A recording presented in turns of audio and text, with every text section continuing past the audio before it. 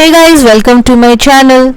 As you can see on the screen, today I will teach you the topic of conversion of one form of energy into the other form. Meanwhile, if you like my lesson, don't forget to like, share and subscribe.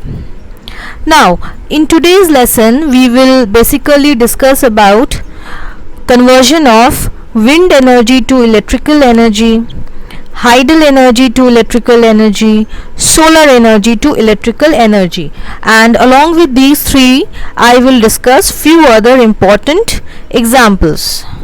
Now look at the figure on the screen. In this example I have tried to explain how can we convert wind energy to electrical energy. Okay, so see in the figure, this is the diagram of a windmill. Can you see that wind is flowing here in this direction? Now if wind flows, what will happen? Definitely this windmill will rotate. The wings of this windmill will rotate.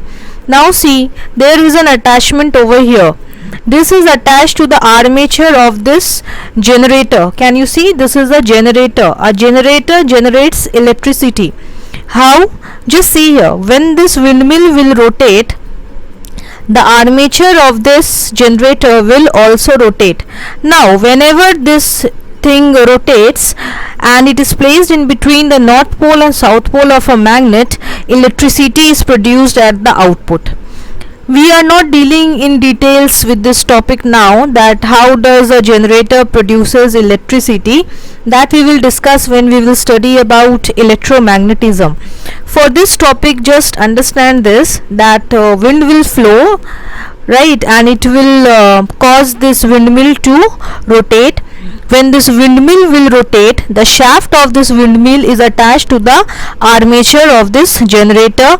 So the generator's armature will rotate when it is placed in between the two poles of a magnet, and then it will produce electricity at the output. So here your input is wind energy and output is your electrical energy.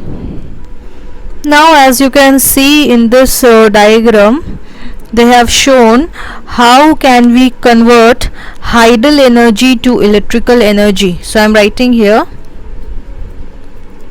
hydel energy to electrical energy. Okay, so see this figure, there is a dam. This dam contains water. Okay, now this water is allowed to fall on a turbine. When water falls on this turbine, what will happen? This turbine will start to rotate. Once this turbine starts to rotate, you know what is there inside this generator? There is one armature actually. This armature will also rotate within the two poles of the magnet. Okay, in it all of these things are inside the generator. The armature will rotate between the two poles of a magnet, and then it will produce electrical energy at the output. Now that electrical energy at the output is now transferred to this transformer. Okay, and then through this transformer the voltage is changed. The electrical energy is produced in certain voltage. That voltage is changed using transformer so that it can be transmitted to other places. Now look at this diagram here. This is a schematic diagram how your solar energy can be converted to electrical energy. So basically this is done with the help of a solar cell. So this is a schematic diagram of a solar cell. Okay, it has two layers. Actually it is made up of semiconductors. You will study about semiconductors in detail in higher classes. Now you just understand that it is made up of a semiconductor.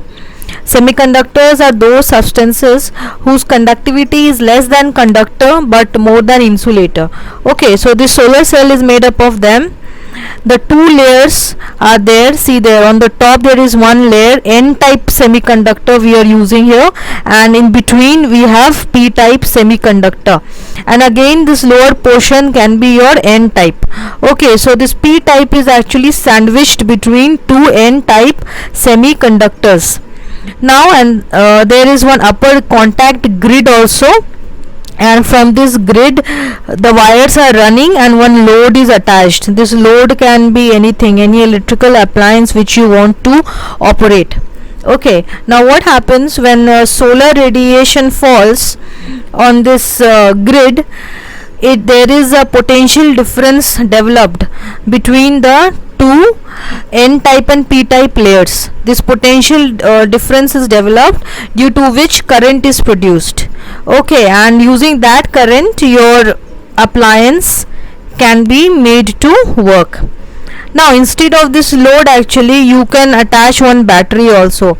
Suppose you want to store your electrical energy which is produced, so you can do one thing. In the morning when this solar cell generates electricity, you can store it in a battery so that you can use it at night.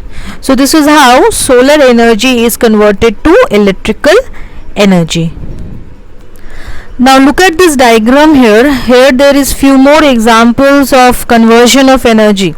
See the first one, mechanical energy to electrical energy. How can you convert mechanical to electrical energy? It is done with the help of a dynamo or a generator. Okay, and reverse, electrical energy to mechanical energy is done with the help of a motor. Again you will learn in details about a generator and a motor when you will study about electromagnetism in details. Look at the second one, how electrical energy can be converted to heat energy. Okay, it can be done with the help of an electric iron. If you analyze carefully what happens in electric iron, the input is the electrical energy, right? When you put it in the socket, actually the input is electrical energy, and what you get at the output, that is heat energy. Now see the reverse. How can you convert heat energy to electrical energy? That can be done with the help of a thermocouple. Actually a thermocouple produces electrical energy with the help of heat energy. Look at the third one, electrical energy to sound energy. Example is a loudspeaker. A loudspeaker converts electrical energy to sound energy. But see the reverse. Sound energy is converted to electrical energy with the help of a microphone. Now, next one. Electrical energy to chemical energy. Example is charging a battery. When we charge the battery, say for example battery of your mobile phone, what do we do? The input is electrical energy and that is stored in the battery in the form of chemical energy. And if you see the reverse, chemical energy to electrical energy, it is there when a cell is put to use. Next one, chemical energy to light energy. The example is a lighted candle. Whenever we light a candle, the chemical energy is converted to light energy. And see the reverse, example is photosynthesis. In case of photosynthesis, input is the light energy. Okay, and photosynthesis, what happens? The plant produces food which is stored as chemical, right? So here in photosynthesis, your input is light energy and output is chemical energy. Last one, electrical energy to light energy. Example, lighted electric bulb. Whenever we switch on a bulb, what happens? The electrical energy is the input and the output is light energy and heat energy also. See the reverse, light energy to electric energy. We take the example of a photo cell. Photo itself means light. In this case, your input is light energy and the output is electrical energy.